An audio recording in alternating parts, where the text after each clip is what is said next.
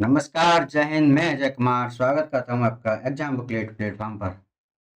Friends, Hindi व्याकरण का समास चैप्टर बहुत ही इंपॉर्टेंट है, जिसमें हर परीक्षा में एक या दो क्वेश्चन आपको देके जाते हैं और आप डाउट खा जाते हैं कि यह कौन सा समास है। तो हम आपके लिए ऐसी ट्रिक लाए हैं जो कि आपको 2 मिनट में सारे समास याद करा देगी और आप कभी भी नहीं भूलोगे। उससे पहले हम आपको शुरुआत करते हैं कुछ बेसिक पॉइंट से, जैसे कि समास किसे कहते हैं। तो दो या दो से अधिक शब्दों के मिलकर जो एक सार्थक शब्द बनता है उसको समास कहते हैं, जिसमें पहला पद यानी कि पूर्व पद होता है। आप पहले पद से याद कर सकते हैं कि जैसे सूर्य हमारा पूर्व में निकलता है तो वो हमारा शुरुआत से हो गया, तो यानी पहला पद हमारा पूर्व पद हो गया और दूसरे पद को हम उत्तर पद कहते हैं। एग्जाम्पल के तौर पर समझें तो सूर्य पुत्र, इसमें सूर्य हमारा पूर्व पद यानी पहला पद हो गया और पुत्र हमारा उत्तर पद हो गया। वहीं बात करें तो समास विग्रह किसे कहते हैं। तो समास विग्रह समस्त पदों को, सभी पदों को अलग अलग करने की प्रक्रिया, प्रोसेस को समास विग्रह कहते हैं। जैसे कि सूर्य प्लस पुत्र यानी कि सूर्य का पुत्र, जिसमें दोनों को अलग अलग किया गया है तो वह सूर्य का पुत्र है हो गया। वहीं बात करें हम समास की, तो समास हमारे 6 प्रकार के मुख्य होते हैं, जिसमें कि अव्ययीभाव, तत्पुरुष समास, कर्मधारय समास, द्विगु समास, द्वंद्व समास और बहुव्रीहि समास। यानी कि 6 प्रकार के हमारे समास होते हैं और यह हर परीक्षा में पूछा जाता है कि हमारे समास के भेद कितने होते हैं। तो हमारा सीधा आंसर रहेगा 6 प्रकार।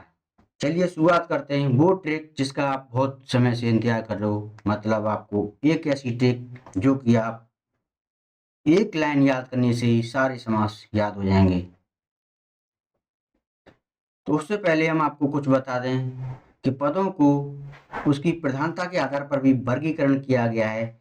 जैसे कि अगर आपके समास में पूर्व पद प्रधान हो यानी पहला पद प्रधान हो तो हमारा अव्ययी भाव से समझ सकते हैं कि जिसमें अव्यय लगे हों और आ से स्टार्ट कर दो तो हमारा पहला पद प्रधान होगा तो अव्ययी भाव होगा। उत्तर पद जहाँ जिस समास में उत्तर पद प्रधान होगा वहाँ हमारा तत्पुरुष समास, कर्मधारय समास और द्विगु समास होगा। और जब दोनों समास दोनों पद समान होंगे तो वहाँ द्वंद्व यानी कि दोनों समान होंगे। और वहीं अगर दोनों पद हमारे अप्रधान होंगे तो वो हमारा बहुब्रीहि समास यानी कि वह तीसरे शब्द को जाता है। चलिए शुरुआत करते हैं वह ट्रिक क्यों। तो समास की बहुत ही इंपॉर्टेंट ट्रिक जो कि आपके सामने है, यानी कि द्वंद्व समास। द्वंद्व समास में जाने द्वंद्व समास में जाने तो द्वंद्व समास वे होते हैं जहां पर योजक चिन्ह लग जाए। जिस भी समास में अगर आपको योजक चिन्ह नजर आता है तो वो हमारा द्वंद्व समास होता है और आप आंख बंद करके लगा सकती हो कि ये हमारा द्वंद्व समास है। द्विगु समास की बात करें तो अगर किसी भी समास में संख्यावाचक हो यानी कि गिनती कराई जा रही हो, एक दो तृतीय चतुर्थ पंचम इस टाइप की गिनती करा रही जा रही हो तो वो हमारा द्विगु समास होगा। वहीं हमारा अव्ययी भाव, तो अव्ययी भाव में हमारा अव्यय लगे होते हैं जैसे प्रति, यथा, बे, भर और मात्रा। इसमें हमारा अव्यय आते हैं तो वो हमारा अव्ययी भाव हो गया। और वहीं बहुव्रीहि की बात करें तो जब कोई हमारा तीसरा अर्थ निकले यानी कि दो शब्दों के मेल से कोई तीसरा अर्थ निकले तो वो हमारा सीधा सीधा आंसर जाएगा हमारा बहुव्रीहि की समास की ओर। और कर्मधारय की बात करें तो वो समास में किसी की तुलना की जा रही हो तो वह हमारा कर्मधारय समास होगा। और तत्पुरुष समास में अगर उसको विभक्त करेंगे तो आप अपने आप ही क्वेश्चन को देखेंगे और विभक्त कर दें तो जिसमें के, का, की, से, के लिए ऐसे शब्द देखने को मिले उसको विभक्त करने पर तो आप सीधा सीधा तत्पुरुष समास मार सकते हैं। उससे पहले हम आपको बता दें, अगर आप हमारे चैनल पर नए हैं तो चैनल को सब्सक्राइब जरूर करें और बेल आइकन जरूर प्रेस करें। और वीडियो को लाइक जरूर करें। बात करते हैं समास की, तो हमारा अव्ययीभाव समास की बता दें, विस्तार से बताएं थोड़ा सा। तो अव्ययी समास में हमारा पहला समास यानी कि पहला पद इसमें हमारा प्रधान होता है। वे समास जिसमें पहला पद समास हो मतलब प्रधान हो और जहाँ एक शब्द बार बार आवृत्ति हो, वो हमारा अव्ययी समास होता है। और खासकर इसमें हमारे अव्यय होते हैं जो आ, भर, यथा, अनु, यह, हर, प्रति, यावत, इस टाइप के आपको अव्यय देखने को मिलेंगे और जिसमें कि आपका पहला पद प्रधान होगा। एग्जाम्पल के तौर समझें तो आप देख सकते हैं कि प्रतिदिन, यहाँ हमारा प्रत्यय अव्यय आ गया, प्रत्येक दिन, इसमें बार बार रिवाइज हो रहा है यानी कि कंटिन्यूसी बरकरार हो रही है। रातों रात यानी कि रातों ही रात, रात ही रातों में कंटिन्यूसली इसमें लिखा गया। यथाशक्ति, यहाँ हमारा अव्यय है यथाशक्ति, यथा कर्म, यथा विधि, यथोचित, यथास्थान। इसी टाइप से हमारा अगला समास तत्पुरुष समास। आपको कोई भी समास में कैसा भी डाउट खाने की जरूरत नहीं है। आपको जो ट्रिक बताई है आप वो ट्रिक याद कर लें। 1 मिनट में 1-2 सेकंड में आप डायरेक्ट ही क्वेश्चन पढ़ते ही टिक लगा देंगे, बस हमको तो ये ऑप्शन है, यही सही है। तत्पुरुष समास में बात करें तो जिस समास में के बीच कारक चिन्ह ने, को, से के लिए मैं, पेप के द्वारा आदि शब्द छुपे हों, आप अगर उसका समास का विग्रह करेंगे तो आपको ये शब्द देखने को मिलेंगे जो कि एक छुपे रहते हैं। एग्जाम्पल के तौर पर समझें, जैसे सूर्य का पुत्र यानी सूर्य का पुत्र, इसमें हमारा का शब्द छुपा हुआ है। तो ऐसे शब्दों में अगर ने, के, को, से, के लिए, का, की, के, मैं, ते पर ये द्वारा छुपे हों तो वो हमारा तत्पुरुष समास होता है।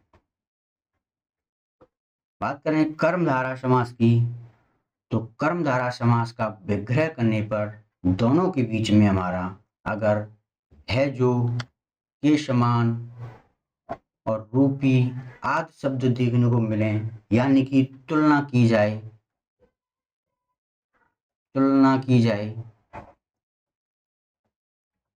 ऐसे समासों में आप आंख बंद करके कर्मधारा समास पर टिक लगा सकते हैं। एग्जाम्पल के तौर पर समझें तो प्राणों के समान प्रिय, तो प्राण प्रिय यानी कि प्राणों के समान, इसमें प्राणों के समान आपका कंपेयर किया गया है, तो ये हो गया प्राण प्रिय। आधा है जो मरा, अधमरा, नीला है जो कंठ, नीलकंठ। वहीं बात करें द्विगु समास की, बहुत ही इंपॉर्टेंट समास है। जिस समास में पहला पद हमारा संख्यावाचक विशेषण हो यानी कि पहला पद हमारा प्रधान हो और यहाँ पर गिनती,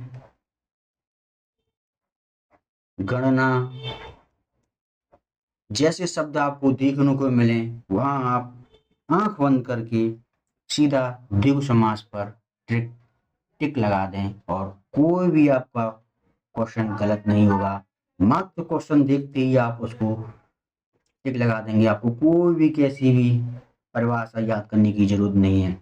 एग्जाम्पल के तौर पर समझें, नवरात्र, 9 रात्रियों का समूह, यानी कि इसमें 9 संख्या दी गई है। 3 रंगों का समेल तिरंगा यानी कि 3 इसमें संख्या दी हुई है यानी कि यह संख्या की ओर इशारा कर रहा है। वहीं 7 दिनों का समूह, तो जैसे सप्ताह, यह भी हमारा संख्या की ओर इशारा कर रहा है। बात करते हैं हमारे द्वंद्व समास की, तो द्वंद्व आप द्वंद्व से ही समझ सकते हैं कि जिसमें दोनों पद, द्वंद्व मतलब दोनों पद जिसमें दोनों पद हमारे प्रधान होते हैं वह हमारा द्वंद्व समास होता है। जैसे कि, और इसको अगर आप विग्रह करेंगे इसके समास का, तो इसमें आपको और, अथवा, और सबसे मेन पॉइंट है आपको योजक चिन्ह देखने को मिल जाए तो आप आंख बंद करके लगा दें कि जहां योजक मिले और उसमें दोनों पद प्रधान हों,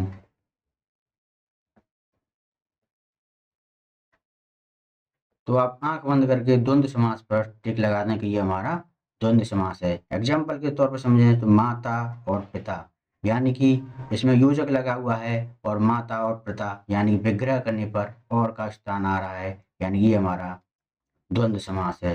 नदी, नाले, इन दोनों में दोनों ही पद प्रधान हैं, योजक चिन्ह लगा हुआ है और चिन्ह लगा हुआ और लगा आ रहा है अर्थ देखने पर, तो नदी और नाले। ठंडा, गरम, ठंडा या गरम, भाई, बहन, यानी कि आपका योजक चिन्ह जहां दिखे आप आंख बंद करके लगा दें कि ये हमारा द्वंद्व समास है। बात करें आखिरी और छठवां हमारा बहुब्रीहि समास। इस समास में सभी पद अलग अलग करने पर इसका किसी भी पद का कोई प्रधान नहीं रहता, और इसमें दोनों पद किसी तीसरे पद की ओर संकेत करते हैं, मतलब आपका यह तीसरे अर्थ की ओर इशारा किया जाता है, वहां हमारा बहुब्रीहि समास होता है। एग्जाम्पल के समझें तो नीलकंठ, नीला है कंठ जिसका, तो यह हमारा भगवान शिव महादेव को जाता है, यानी कि आप इसको समझ सकते हैं कि नील है कंठ तो नीला है कंठ, मतलब शिव, यहाँ हमारा बहुब्रीहि समास है। महावीर, महान है वीर, जो कि हनुमान को और इशारा किया जा रहा है। दुरात्मा, बुरी है आत्मा, यानी दुष्ट। विषधर, विष को धारण करने वाला सर्प। सुलोचना, सुंदर है लोचन जिसके, अर्थात मेघनाथ की पत्नी।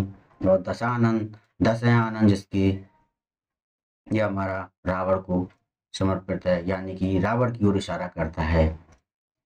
तो हमने फ्रेंड्स आपको मात्र 2 मिनट में ऐसी ट्रिक बताई है जो आपको कोई भी समास को जिंदगी भर आपको भूलने की जरूरत नहीं पड़ेगी। मात्र छोटी सी ट्रिक और आपके सारे समास समाप्त हो गए। और आपको बता दें, अगर आप हमारे चैनल पर नए हैं तो चैनल को सब्सक्राइब जरूर करें, और वीडियो को लाइक कर शेयर जरूर करें, और बेल आइकन प्रेस करें, जिससे आने वाली वीडियो आपको मिलती रहें। ऐसी वीडियो लाते रहेंगे आपके लिए। धन्यवाद।